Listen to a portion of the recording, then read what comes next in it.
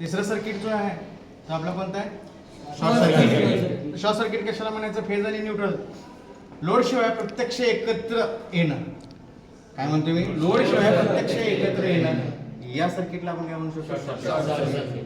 याच्यामध्ये काय नसतं लोड मध्ये नाही विदाउट लोड फेज आणि न्यूट्रल एकत्रीकरण याला काय म्हणायचं शॉर्ट सर्किट. आपण इथं बघायचं आपण शॉर्ट सर्किट करू बघूया जर ट्रिप झाला ठीक नाहीतर बघूया ठीक आहे.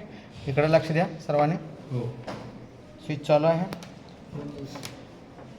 एक सेकंड.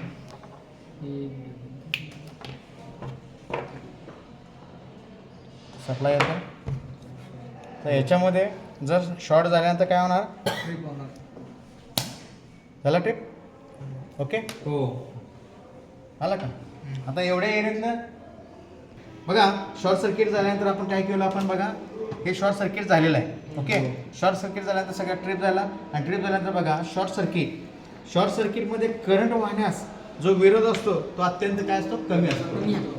विरोध काय असतो एकदम कमी असल्याने सर्किटमधून काय होतं प्रचंड करंट वाहतो बरोबर. त्यामुळे फ्यूज एमसीबी काय होतं याच्यामध्ये ट्रिप होतं. लक्षात आलं का.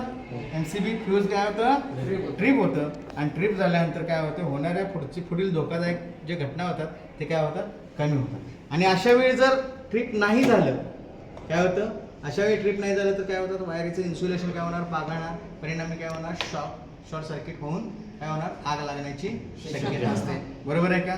तर आता याच्यामध्ये काय समजलं तुम्हाला या तिन्ही गोष्टीवरून काय समजलं हे बारीक बघितलं आपण. याच्यामध्ये काय बघितलं व्होल्टेज बघितला करंट बघितला आणि रेजिस्टन्स बघितलं. या तिन्हींचं अस्तित्व याच्यामध्ये दिसलं आपल्याला. व्होल्टेज करंट आणि काय रेजिस्टन्स या तिन्हींचं काय अस्तित्व आहे हे समजलं. आणि याच्यावरून काय केलं तयार तर ओम्स लॉ पडलेला आहे याच्यावरून ओके. आणि ओम्स लॉ काय आहे ते आपण पुढील व्हिडिओमध्ये समजावून घेऊ. तर तोपर्यंत आपण थांबूया.